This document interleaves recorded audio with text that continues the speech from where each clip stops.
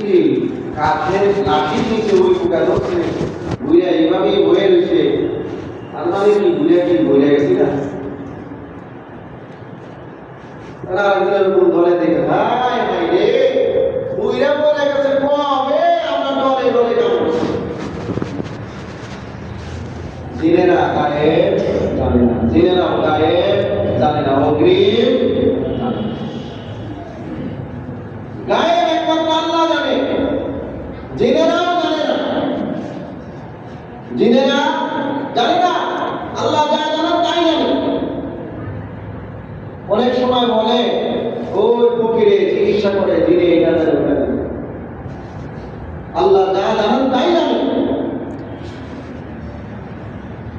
অতীত ভবিষ্যৎ বলে দেয়, হয়তোবা এরকম হয়। জিনের তো শেষ নাই। আপনার আমার এই মসজিদের মধ্যে এখনো জিন আছে, অস্বাভাবিক কিছুই না। আপনার আমার এই বাড়ির আশেপাশে অগণিত জিন বসবাস করে, অগণিত।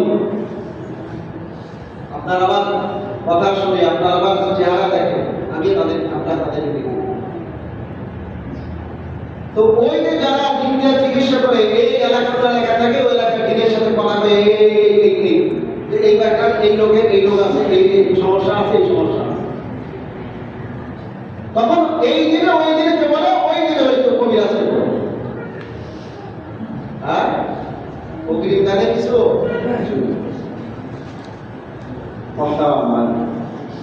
তো আল্লাহ পাক রব্বুল আলামিন যে কথা বলেছিলেন যে পৃথিবীর মধ্যে সর্বপ্রথম ঘর যেটা মানুষের ইবাদতের জন্য বানানো হয়েছে সেটা মক্কায় অবস্থিত।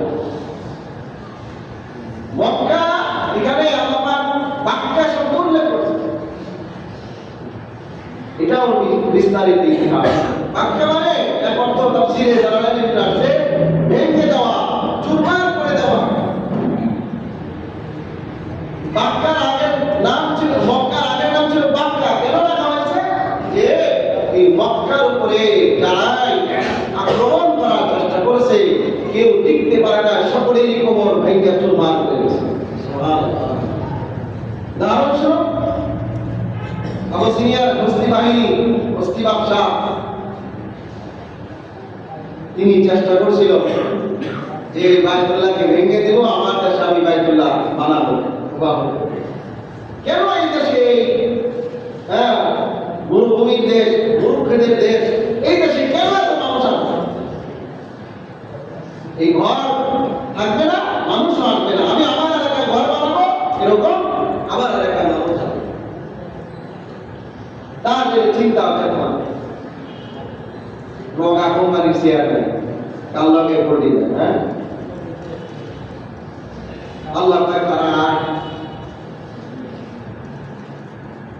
তো সেই লম্বা চড়া ইতিহাস আপনারা কম বেশি জানেন, আমিও বলছি।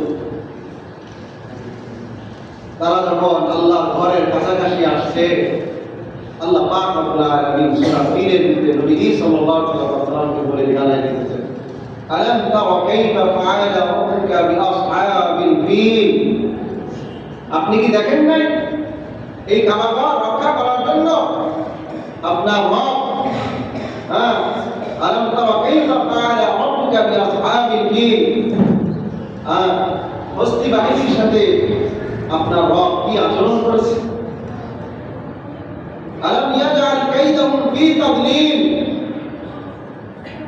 আলাম ইয়াজআল কাইদাহুম, যে তাদের সেই, আপনি কি দেখেন নাই যে আপনাদের এই সব কিছু আল্লাহ পাক রব্বুল আলামিন তছনছ করে দিয়েছে, তাদের ষড়যন্ত্রকে ছিন্ন ভিন্ন করে দিয়েছে। ওয়া আরসালা আলাইহিম তায়রান আবাবিল, হ্যাঁ, আপনি কি দেখেন নাই যে আপনার রব ওয়া আরসালা আলাইহিম, তাদের উপরে প্রেরণ করেছিল তায়রান, পাখি, আবাবিল, আবাবিল পাখি পাঠিয়েছে। যে আবাবিল পাখি, চড়ুই পাখির মতো ছোট ছোট পাখি, পায়ের মধ্যে করে পাথর নিয়ে এরকম ভাবে বস্তি বাহিনীর উপর থেকে নিক্ষেপ করেছিল। এক একটা পাথর এটম বোমার চাইতে বেশি কাজ করেছে। পড়ার সাথে সাথে এই হাতি পেটের ভিতরে, এই মুখ দেওয়া মাথার উপরে পড়ে পেটের ভিতরে নাড়ি গুড়ি একেবারে পায়খানা রাস্তা দিয়ে বের হয়ে গেছে, সমস্ত আল্লাহ পাক এটাও বলতেছেন ফাজআলাহুম কাসফিন মাকুল, যেন বক্ষণকৃত তীর্ণ লতার মতো বানায়। বক্ষণকৃত তীর্ণ লতা মানে গরু ছাগলে ঘাস খায়, কাঁঠাল পাতা খায়, খের খায়, বিভিন্ন ঘাস খায়, যখন পায়খানা করে পায়খানার মধ্যে চেনা যায় কোনটা ঘাস কি ঘাস, কোন অস্তিত্ব থাকে। ঠিক তেমনি ভাবে ওই পাথর মাথার উপরে পড়ছে, তো মাথার উপর পড়ার দ্বারা একেবারে পেটের নাড়িগুলি সব পায়খানা রাস্তা দিয়ে বের করছে, এবং সবাই এরকম ভাবে মারামারি মেরে এরকম হয়ে গেছে কোনটা মানুষের হাড্ডি, কোনটা হাতির হাড্ডি, কোনটা ঘোড়ার হাড্ডি, কিছুই বোঝা যায়। বক্ষণকৃত তীর্ণ লতার মতো। এই জন্য মক্কা আগের নাম মক্কা ছিল। মক্কার দিকে যে চোখে তাকাবে হজ নিয়তে তাকে আল্লাহ পাক রব্বুল আলামিন রাস্তা নামত করবে। এরপরে যে কথাটা বলতেছিলাম, এই ঘর সম্মানিত ঘর, আল্লাহ পাক কোরআনে বলছে, গত সপ্তাহে বলছে, যাদেরকে আল্লাহ পাক রব্বুল আলামিন তৌফিক দিয়েছেন তারা তাদের উপরে এই ঘরের তওয়াফ জীবনে একবার করা ফরজ। ওয়ামান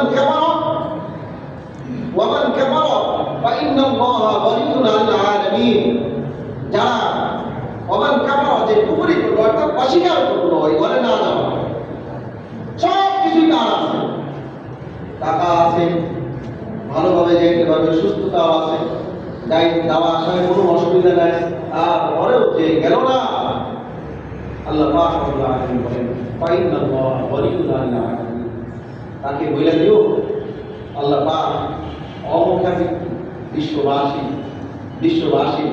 গনিয়্যুন আনিল আলামিন, বিশ্ববাসীর থেকে অমুখাপী, অর্থাৎ হজ করলে তোমার উপর হজ করো, তুমি যদি হজ করো তোমার লাভ, আর না করলে তোমার ক্ষতি। আল্লাহর কোনো লাভ নাই, আল্লাহর কোনো ক্ষতিও নেই।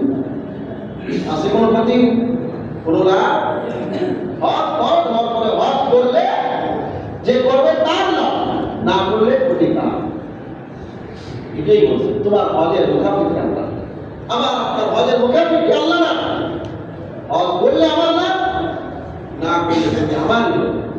তাই আসুন, আমাদের ভিতরে যাদের হজ ফরজ হয়ে গেছে, আমরা তালবানা না করে হজ আদায় করি।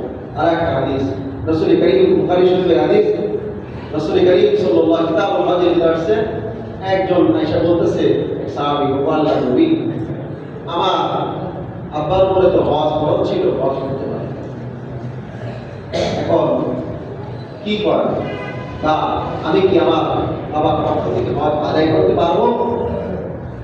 রাসূলুল্লাহ সাল্লাল্লাহু আলাইহি ওয়াসাল্লাম প্রশ্ন করলেন, তোমার বাবা যদি ঋণ রেখে যেত, ওই ঋণ তুমি আদায় করলে আদায় হয়ে যেত না? হ্যাঁ, ঠিক তেমনি ভাবে তোমার বাবার উপর হজ ফরজ ছিল, যে কোনো কারণে আদায় করতে পারে নাই, তোমার বাবার হজ তুমি আদায় করবে। আমাদের ভিতরে আমাদের বাবা মা কষ্ট করে আমাদেরকে সম্পদ দিয়ে গেছে, অনেক সম্পদ দিয়ে গেছে, বাবা মা হজ করতে পারে নাই, হ্যাঁ, তাদের পক্ষ থেকে তাদের এই সম্পদ যে রাখে গেছে, আমার আমাকে বানায় দিয়ে গেছে, এই সম্পদ থেকে বাবা মার জন্য হজ করতে পারলে এই সন্তান হবে আসলে প্রকৃত বাবা মায়ের করুণাকারী সন্তান।